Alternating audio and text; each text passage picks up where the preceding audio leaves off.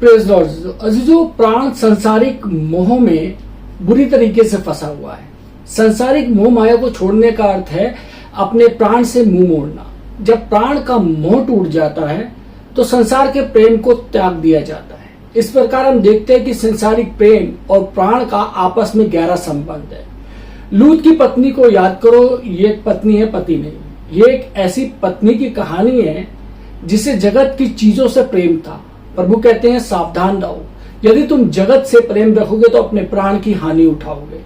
यदि हम जगत की चीजों से प्रेम रखेंगे तो जिसे कह सकते हैं कि बुरे अर्थों में अपने प्राण को हम गवाएंगे। परंतु यदि हम संसार की वस्तु से प्रेम नहीं रखेंगे तो हम अच्छे अर्थों में अपने प्राण गवाएंगे। मेरे अजीजों, जगत का प्रेम प्रमाण है कि हमारे प्राण कहाँ हैं। मेरे जो यूहन्ना 12 बाब उसकी 24 से 25 आयत कहता है कि मैं तुमसे सच सच कहता हूं कि जब तक गेहूं का दाना भूमि में पड़कर मर नहीं जाता वो अकेला रहता है, किंतु जब वो मर जाता है तो बहुत फल लाता है। जो अपने प्राण को प्रिय जानता है वो उसे खो देता है, और जो इस जगत में अपने प्राण को अप्रिय जानता है वह अनंत जीवन के लिए उसकी रक्षा करेगा। मेरे अजीजों, जीवन का अर्थ प्राण है। इन पदों पर सावधानी पूर्वक और गहनता से विचार करने के बाद हम देखेंगे कि प्राण का सीधा संबंध स्वाभाविक जीवन और स्वाभाविक सामर्थ्य से है, और इन स्वाभाविक जीवन और स्वाभाविक सामर्थ्य से निपटने के लिए प्राण की हानि उठाने की आवश्यकता है। जब हमारा स्वाभाविक जीवन और यथार्थ समाप्त हो जाता है तो प्राण के प्रति हमारा मोह भी भंग हो जाता है। कोई भी व्यक्ति आत्मा को समझना प्राण से अलग कैसे कर सकता है? मेरा जो सीधा सा उत्तर है कि अपना क्रूस उठाने के द्वारा, अपने अहम को मारने के द्वारा प्राण को धोखा मिलता है, क्योंकि वो पापमय दिखाई नहीं देता। इसलिए हमें हमेशा सीखने की आवश्यकता है कि हम अपने को अहम से परे रखने के द्वारा अपने प्राण को जांचें। मान लीजिए हम किसी भाई के साथ संगति कर रहे हैं, तो हम कैसे जान सकते हैं कि हमारी संगति सचमुच आत्मा से है या केवल मात्र एक प्राण से है? हम स्वयं को क्रूसित करने के द्वारा इस बात का सहज अनुमान लगा सकते हैं कि हम आत्मा में हैं या प्राण में हैं। मेरे अजीजों, हम ये तो कतई नहीं कह सकते कि मैं बुरा कर रहा हूं। जब मैं एक भाई के साथ संगति कर रहा हूं तो निश्चय ही कुछ तो अच्छा है, संगति करना अच्छा है, परंतु इस प्रकार की संगति मात्र एक पूर्ण रूप से प्राण में हो सकती है। जब क्रूस को अपने ऊपर त्याग करते हैं तो हम स्पष्ट रूप से जान सकते हैं कि हमारी संगति आत्मा से है या प्राण से है। कभी कभी अपने प्राण की जांच या अपनी आत्मा की जांच अच्छाई या बुराई के आधार पर ना करें, क्योंकि इस प्रकार की जांच हमें केवल अंधकार में डाल देती है। आत्मा और प्राण की जांच का आधार और कुछ नहीं है, केवल क्रूस है। यह सुनिश्चित करने के लिए कि हम आत्मा में हैं या प्राण में हैं, केवल एक आधार है जिसके द्वारा हम जांच कर सकते हैं, और वो ये है कि हम देखते हैं कि हम क्रूसित हैं या नहीं है।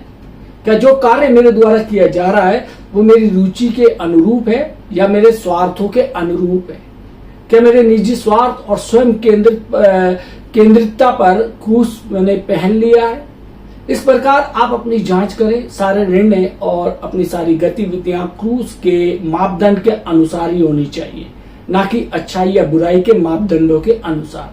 प्रत्येक बातचीत में क्या अहम को समाप्त कर दिया गया है? जो हमारे अंदर अहम की भावना है उसको समाप्त कर दिया गया है। आप कोई भी बात की विवेचना इस आधार पर ना करें कि मैं क्या आत्मा के अनुसार हूं या प्राण के अनुसार। मुझे थोड़ा विचार कर लेने दीजिए कि मेरा अनुभव कितना गहरा है।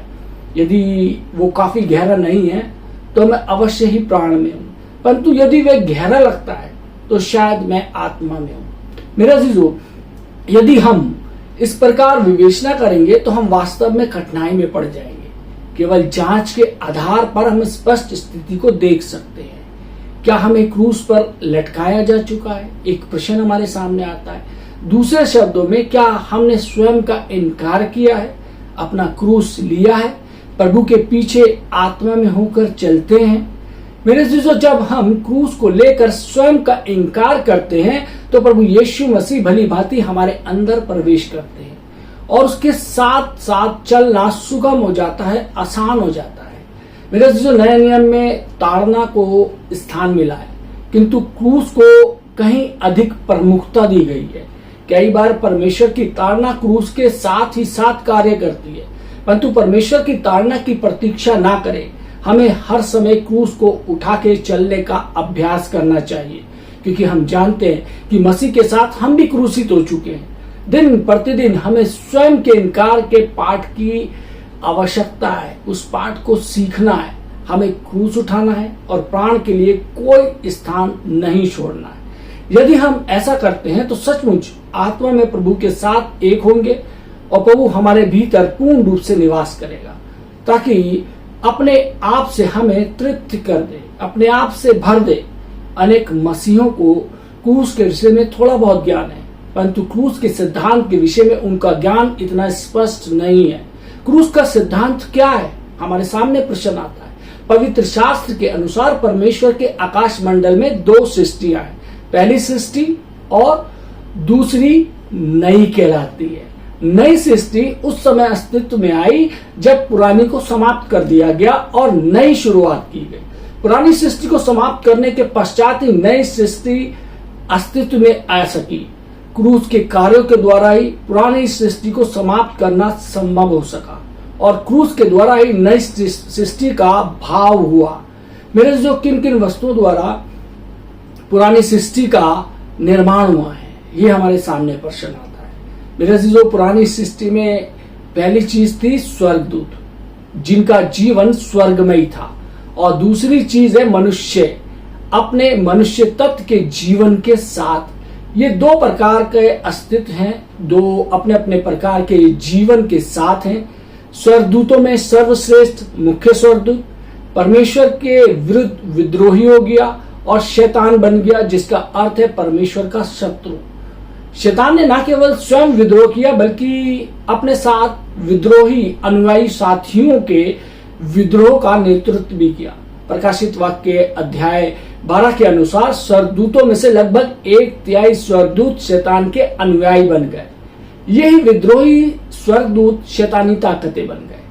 प्रधानताएं अर्थात राज्य अध्यक्ष, प्रभुताएं, शक्तियां और अधिकारी गण, जैसे कि इफिसियों की पत्री अपने पहले, दूसरे और छठे अध्याय में वर्णन करता है।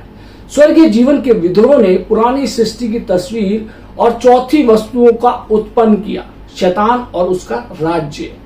मेरे जो संक्षेप में हम पुरानी सृष्टि की अन्य वस्तुओं को देखें, मनुष्य के जीवन की सृष्टि के पश्चात परमेश्वर के शत्रु ने मनुष्य को भी भड़काया कि परमेश्वर के विरुद्ध कार्य करे। इस कार्य के कारण मनुष्य के जीवन में एक वस्तु ने प्रवेश लिया और वो थी पाप। एक अकेला, जीवंत और प्रमुखता लिए हुए पाप।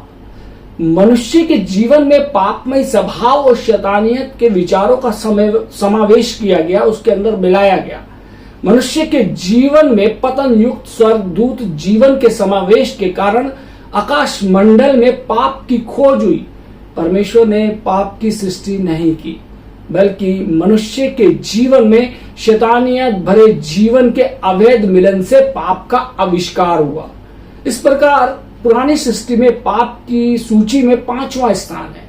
पाप न केवल एकल रूप में आया, बल्कि अपने साथ अनेकों पापों को लेकर आया।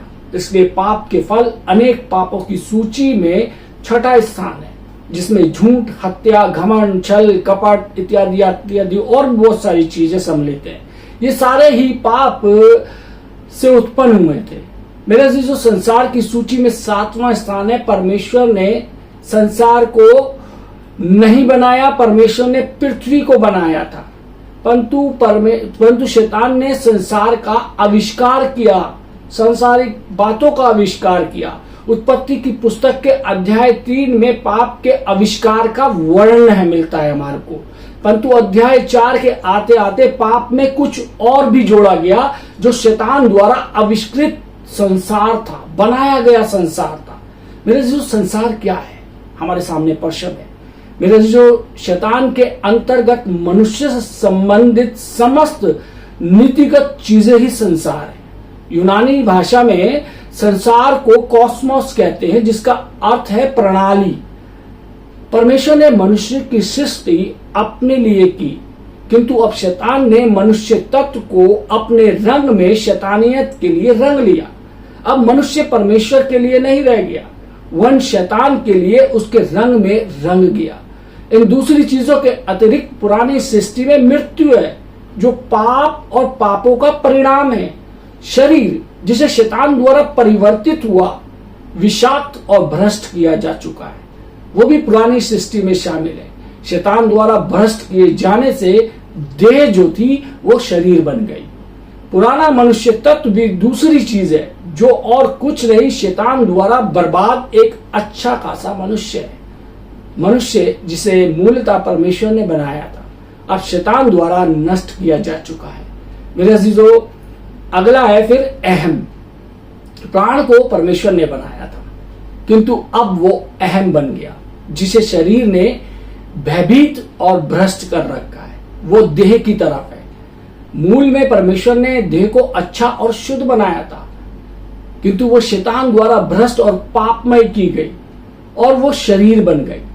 यही सिद्धांत प्राण पर भी लागू होता है, जिसे शुद्ध और अच्छा बनाया गया था, किंतु शैतान द्वारा बाद में वो शरीर के प्रभाव में आ गया। वो शारीरिक अभिलाषाओं द्वारा धमकाया और नियंत्रित किया गया और अहम बन गया। जैसे कि पाप ने देह को भ्रष्ट किया, वो शरीर बन गया, उसी प्रकार शरीर ने प्राण पर प्रभाव डाला, नियंत्रित किया और वो फिर अहम बन गया। मेरी चीजों, अंत में 12वीं चीज है सारी सृष्टि। सारी सृष्टि स्वर्गदूतीय जीवन के विद्रोह और मानवीय जीवन के पाप से नष्ट और भ्रष्ट की गई। ये सारी सृष्टि को भ्रष्टता की गुलामी के कारण एक प्रकार से कराहने में लेकर आया। रोमियो 8 बाब में हम इसको देख सकते हैं। यदि 12 चीजों को एक साथ जोड़ा जाए तो वो पुरानी सृष्टि है। पुरानी सृष्टि में अनेक चीजों का समावेश है, परंतु इस समय हमें ये बात बिल्कुल स्पष्ट रूप से समझ लेनी चाहिए कि पतित मनुष्य ही पुरानी सृष्टि का केंद्र बना गया है। मेरे अजीजों, वो पुरानी सृष्टि के 12 विषयों में से प्रत्येक से संबंधित है। पहले तो शैतान मनुष्य में घुसा और उसमें घुल मिलकर उसमें एक हो गया। शैतान के साथ सम्मिलित उसका राज्य है। इसलिए चूंकि शैतान मनुष्य में है, इसलिए शैतान का राज्य भी मनुष्य में है। शैतान संसार का राजकुमार है, इसलिए संसार भी शैतान के भीतर है और मनुष्य में भी। और हाँ, मनुष्य के भीतर पाप और पापों के अनेक रूप समाये हुए हैं, जिनके कारण मृत्यु आती है। शरीर, पुराना व्यक्तित्व और अहम भी मनुष्य में है, और मनुष्य पहले भी था और अभी भी सृष्टि का सर्वोसर्वा है। उत्पत्ति की पुस्तक के प्रथम अध्याय के अनुसार मनुष्य को सृष्टि के अध्यक्ष के रूप में नियुक्त किया गया था। मेरे अजीजों, इस प्रकार मनुष्य का संबंध समस्त सृष्टि से है और सारी सृष्टि मनुष्य से संबंधित है और मनुष्य में केंद्रित है। मनुष्य पुरानी सृष्टि का हर पहलू से केंद्रीय बिंदु है। वो लगभग संपूर्ण बन गया, परंतु अच्छे दृष्टिकोण से नहीं। यदि कोई शैतान से मिलना चाहता है तो उसे किसी विशेष स्थान पर जाने की आवश्यकता नहीं है। किसी भी मनुष्य के पास जाने से वो शैतान से मिल सकेगा। यदि वह शैतान के राज्य से मिलना चाहता है तो उसे चांद के पास जाने की कोई जरूरत नहीं है, चांद के ऊपर जाने की कोई जरूरत नहीं है। किसी मनुष्य के पास जाने से ही वो शैतान के राज्य से मिल सकता है। मेरे जो यही बात संसार पर भी लागू होती है। मनुष्य के भीतर पुरानी सृष्टि के प्रतिनिधित्व के रूप में वहां शैतान है। शैतान का राज्य है, संसार है, पाप है, पापों के अनेक रूप है, मृत्यु है, शरीर है, पुराना मनुष्य है। हम कोई छोटे व्यक्ति नहीं है, बल्कि इसके विपरीत हम बहुत बड़े सब सम्मिलित मनुष्य हैं, बुरे अर्थों में। अब पूरा आकाश मंडल मनुष्य में केंद्रित है। मेरा जो प्रभु की स्तुति हो, एक दिन कुछ हुआ। परमेश्वर स्वयं इस मनुष्य में देहधारी हुआ। इसका अर्थ है कि परमेश्वर ने सारी सृष्टि को अपने ऊपर पहन लिया। अब परमेश्वर ने मनुष्य को अपने ऊपर पहन लिया तो उसने पुरानी सृष्टि की तमाम चीजों को अपने ऊपर ले लिया। उदाहरण के लिए पवित्र शास्त्र कहता है 2 कुरिन्थियों 5 बाब और उसकी 21वीं आयत की, परमेश्वर ने मसीह को पाप ठहराया। बहुवचन पाप नहीं बल्कि एक वचन पाप है। यशाया 53 बाब और उसकी 6ठी आयत कहती है कि परमेश्वर ने हमारी सारी अधार्मिकताओं को मसीह पर डाल दिया। पहला पतरस 2 बाब और उसकी 24वीं आयत कहती है कि वो आप ही हमारे पापों को अपनी देह पर लिए क्रूस पर चढ़ गया। रोमियो 8 बाब और उसकी 3री आयत कहता है वो पापमय शरीर के पाप की समानता में था। मेरे जो समानता शरीर की समानता है और मनुष्य का शरीर पाप का शरीर है। यूहन्ना 1 बाब और उसकी 14वीं आयत कहता है कि वचन देहधारी हुआ, कि वे मानवीय व्यक्ति बना। जब वो देहधारी होकर मनुष्य बना तो वह एक पापमय शरीर लेकर मनुष्य बना, क्योंकि पाप तो उसी समय से मनुष्य के शरीर के अंदर था। शरीर तो पापमय शरीर था और उसने इसी शरीर में देह धारण किया। और फिर भी हमें सावधान रहने की आवश्यकता है, क्योंकि यदि हम कहते हैं कि वो हमारे समान ही शरीर वाला बना जैसा कि हमारा स्वभाव है, तो हम सरासर गलत है। मेरे अजीजों, रोमियो 8 बाब और उसकी 3री आयत में बताता है कि वो पापमय शरीर की समानता में था, ना कि पापमय शरीर के पापमय स्वभाव में बना। मेरे अजीजों, यूहन्ना 3 बाब और 14वीं आयत में प्रभु ने स्वयं हमें बताया है कि जिस रीति से मूसा ने जंगल में पीतल के सांप को ऊंचे पर चढ़ाया, उसी रीति से अवश्य है कि मनुष्य का पुत्र भी ऊंचे पर चढ़ाया जाए, अर्थात क्रूस पर। मेरे अजीजों, उस पीतल के सांप में सर्प की केवल समानता थी, किंतु उसमें जहरीला स्वभाव नहीं था, विषाक्त स्वभाव नहीं था उस पीतल के सांप में। प्रभु यीशु एक कुंवारी से उत्पन्न हुए थे और शायद उसमें उस पापमय शरीर की समानता थी, परंतु जहां तक पापमय शरीर के स्वभाव का प्रश्न है, उसमें मनुष्य के समान कुछ भी नहीं था। हमें इस विषय में अत्यंत सावधान रहने की आवश्यकता है। प्रभु पाप बन गया था, तब वो पाप की समानता में बनाया गया।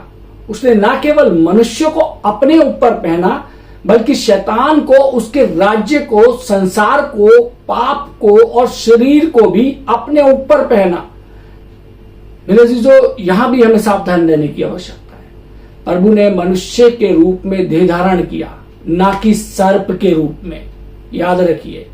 परंतु जब उसने उसको क्रूस पर चढ़ाया गया, उसने मनुष्य जैसे सर्प के रूप में क्रूसित किया गया। क्यों? क्योंकि इस समय मनुष्य शैतान के साथ एक था जो सर्प था। इसलिए यीशु ने यहां तक कि यूहन्ना बपतिस्मा देने वाले को भी फरीसियों को सांप की संतान कहा। यूहन्ना के अंदर देख सकते हैं हम उसको, उन्होंने फरीसियों को सांप की संतान कहा था, उनका वंशज कहा था। वे सर्प की संतान इसलिए कहलाए क्योंकि उनमें सांप का सा जीवन था। सर्प के समान उनका जीवन विष से भरा था। परमेश्वर की दृष्टि में वो लोग पापमय होने के कारण सर्प की संतान कहलाए, सांप की संतान कहलाए। परंतु प्रभु ने मनुष्य के रूप में देह धारण किया। वो तो केवल पापमय शरीर की समानता में था, परंतु पापी लोगों के समान उसका स्वभाव पापमय नहीं था। खंबे पर चढ़ाए गए उस सर्प के समान, प्रभु केवल सर्प के समान था, किंतु उसमें ना तो सर्प का स्वभाव था और ना उसके समान विष था, क्योंकि वो संपूर्ण परमेश्वर और संपूर्ण मनुष्य बना। मेरे अजीजों, प्रभु यीशु मसीह इस संसार के अंदर पाप को नष्ट करने के लिए आया था, हमारा उद्धार करने के लिए आया था। इस वचन को मैं अगले रविवार भी जारी रखूंगा। मेरा निवेदन है कि आप लोग अगले रविवार भी उस वचन को जरूर सुने। परमेश्वर आप सबको आशीष दे। आमीन। आइए हम दुआ मांगे। महान सामर्थ्य पिता परमेश्वर, धन्यवाद देते हैं आज के सुंदर वचन के लिए कि परमेश्वर की किस प्रकार से हमने जाना कि तेरा आना इस संसार में कैसे हुआ, कि तूने मनुष्य को अपने ऊपर पहना परमेश्वर, ताकि तू पाप हमारे गुनाहों को अपने ऊपर डाल सके प्रभु जी। हम तेरा शुक्रिया अदा करते हैं परमेश्वर प्रभु जी। तूने मानवीय रूप धारण धर कर खुदावन हमारे गुनाहों को, हमारे पापों को अपने ऊपर सहा, ताकि जो क्रूसित मृत्यु हमें मिल रही थी वो खुदावन तूने अपने ऊपर ली। हम तेरा शुक्रिया अदा करते हैं प्रभु जी, तेरे उस प्रेम के लिए, तेरे उस महान बलिदान के लिए प्रभु जी। दुआ करते हैं परमेश्वर प्रभु जी, जितने लोगों ने ये वचन सुना है प्रभु जी, इन पे आपकी आशीष हो। हमें बुद्धि अकल समझ दीजिए, ताकि हम आपके वचन की अधिक से अधिक गहराइयों में जा सकें। यीशु मसीह के नाम से मांगते हैं, आमीन।